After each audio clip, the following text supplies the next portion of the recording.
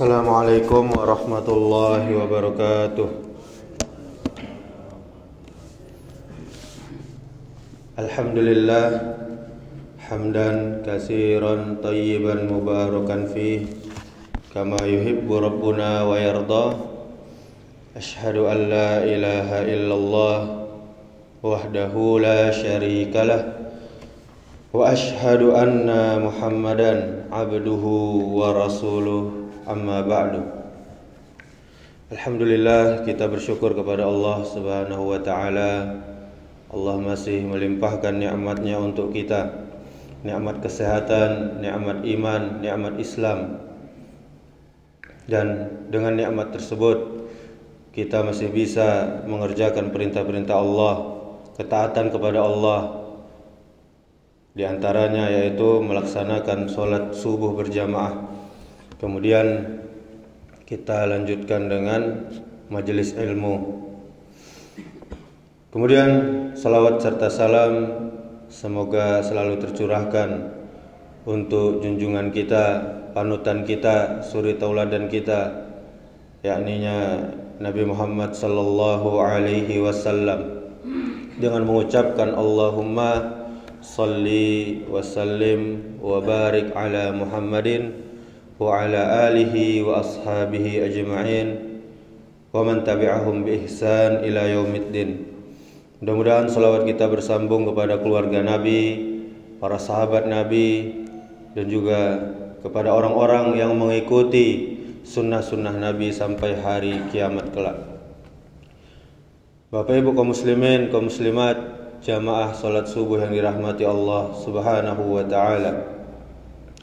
Menikah bukanlah sesuatu yang bisa dianggap sepele.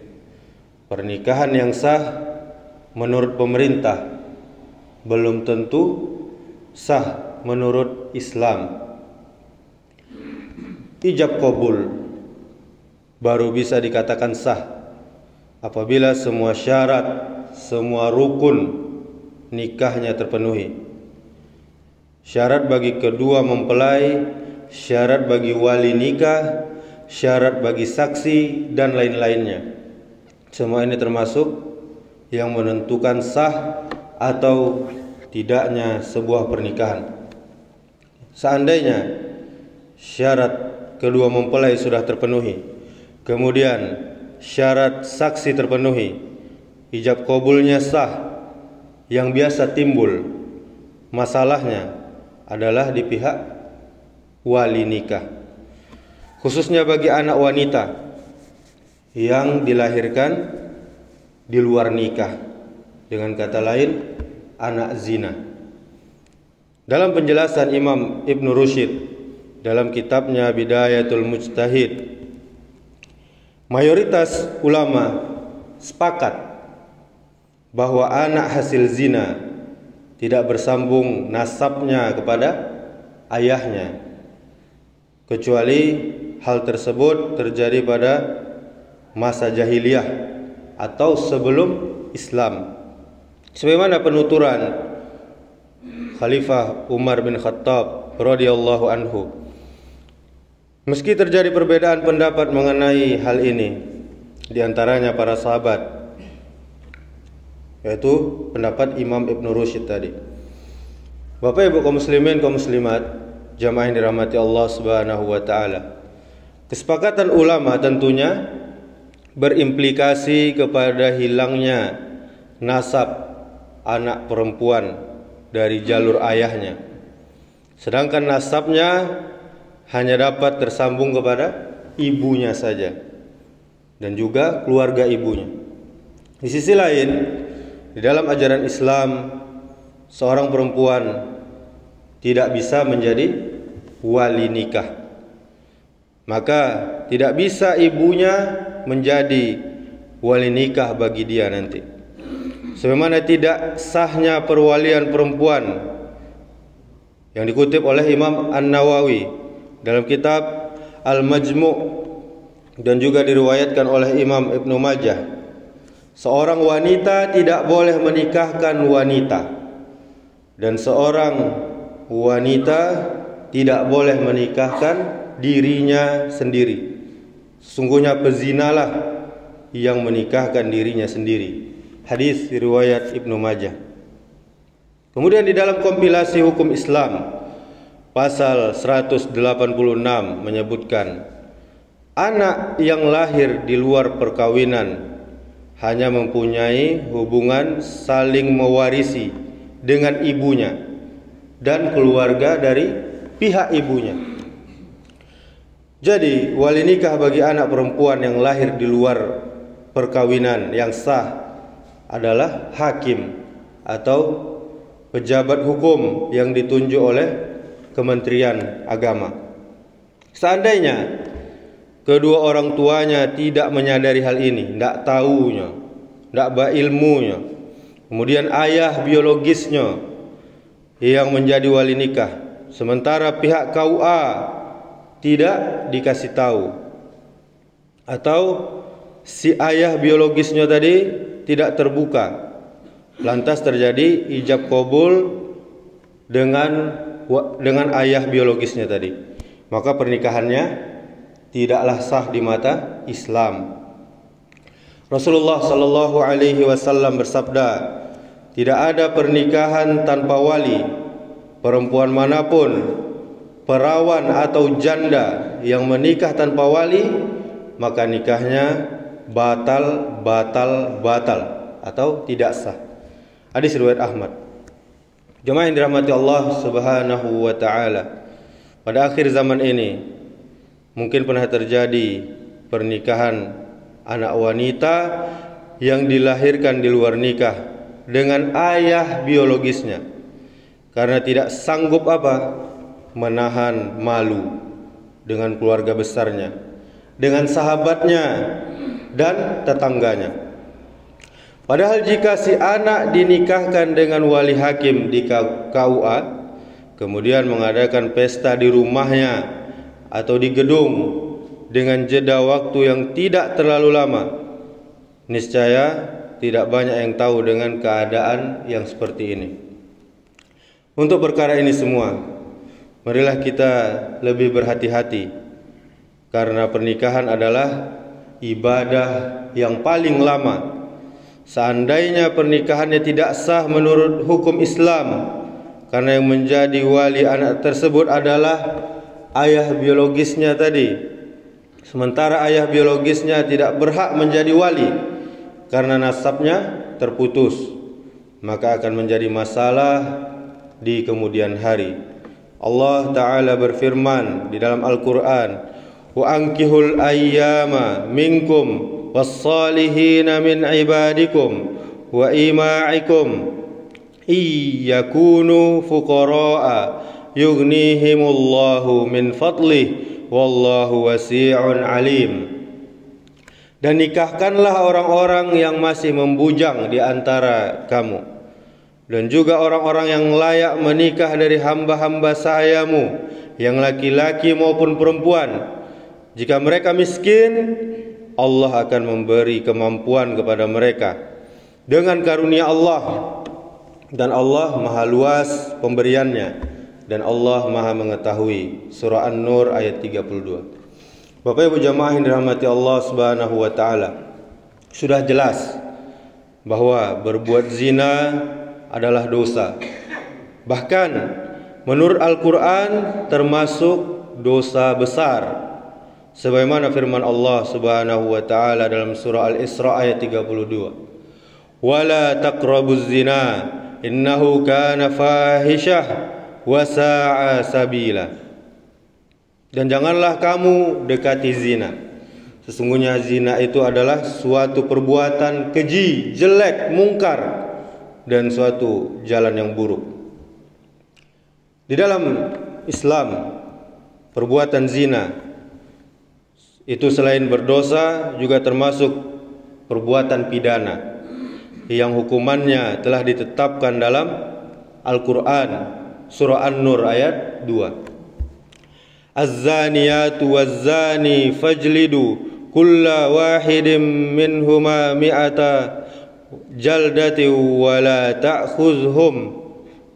ta'khuzkum bihima ra'fatun fi dinillahi in kuntum tu'minuna billahi wal yaumil akhir wal yashhad azabahuma ta'ifatum minal mu'minin. Perempuan yang berzina dan laki-laki yang berzina, maka deralah tiap-tiap seorang dari keduanya berapa kali? 100 kali dera. Dan janganlah kamu kasihan kepada keduanya, mencegah kamu untuk menjalankan agama Allah. Jika kamu beriman kepada Allah, jika kamu beriman kepada hari akhirat, dan hendaklah laksanakan hukuman mereka, dan disaksikan oleh sekumpulan orang-orang yang beriman. Untuk menjelaskan betapa jeleknya perbuatan zina, Al-Quran hanya membolehkan mereka para pelaku zina kawin hanya dengan pezina pula, atau dengan orang musyrik. Hal ini disebutkan dalam surah An-Nur ayat 3 sambungannya.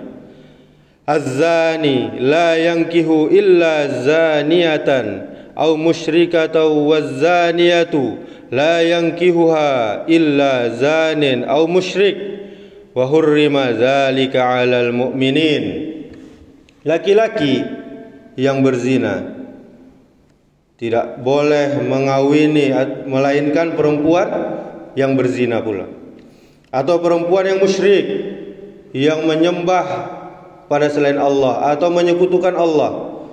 Dan perempuan yang berzina tidak dikawini melainkan oleh laki-laki yang berzina atau laki-laki yang musyrik. Dan yang demikian itu diharamkan atas orang-orang yang mukmin. Bapak Ibu jamaah yang dirahmati Allah Subhanahu wa taala, sekalipun zina adalah perbuatan dosa, tapi tidak berarti dosa yang tidak dapat diampuni oleh Allah Subhanahu wa taala. Menurut hadis riwayat Bukhari dan Muslim dari Ubaidah bin As-Samit, bahwa orang yang berbuat zina, orang yang mencuri, orang yang membunuh, kemudian dia dihukum dengan hukuman yang telah Allah tentukan, maka hukumannya itu sebagai tebusan atas perbuatan dosanya itu. Bagi orang yang berbuat zina tetapi dia tidak dihukum, apakah mungkin dia akan diampuni dosanya itu? Mungkin saja, asal dia betul-betul bertaubat, taubat nasuha dia. Karena Islam adalah agama yang tidak menghalangi orang untuk bertaubat. Sekalipun Islam juga bukan agama yang mempermudah orang untuk bertaubat. Lantas, apakah anak dari hasil zina harus menanggung dosa orang tuanya? Di dalam agama kita, agama Islam, seseorang yang berbuat dosa, orang tuanya sekalipun, maka yang menanggung dosanya di sisi Allah adalah dia sendiri. Tidak bisa dosanya itu melimpah kepada orang lain, termasuk kepada anaknya.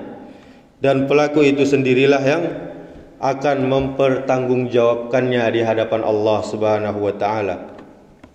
Dosa seseorang tidak bisa ditebus atau ditanggung oleh orang lain, yaitu sebagaimana disebutkan dalam surah An-Najm ayat 38 sampai 39. Alla taziru waziratu wizra ukhra wa allaysa lil insani illa ma sa'a, yaitu bahwasanya seorang yang berdosa tidak akan memikul dosa orang lain, dan bahwasanya seorang manusia tiada memperoleh selain apa yang telah dia usahakan.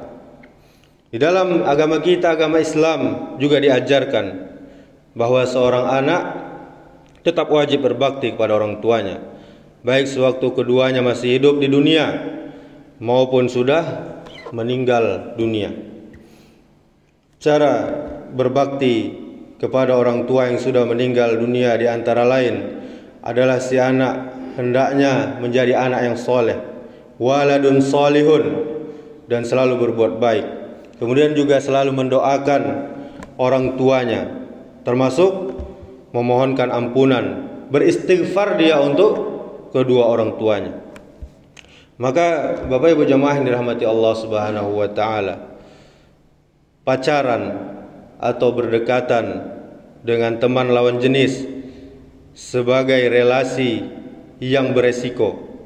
Dampak terburuk dari relasi yang beresiko ini sesungguhnya ada pada perempuan. Perempuan yang paling berdampak atau dirugikan. Karenanya membincangkan batasan-batasan pergaulan pada anak itu sangatlah penting untuk kita sebagai orang tua membicarakannya kepada anak-anak kita. Hubungan antara orang tua dan anak seharusnya memiliki relasi yang dekat layaknya sahabat.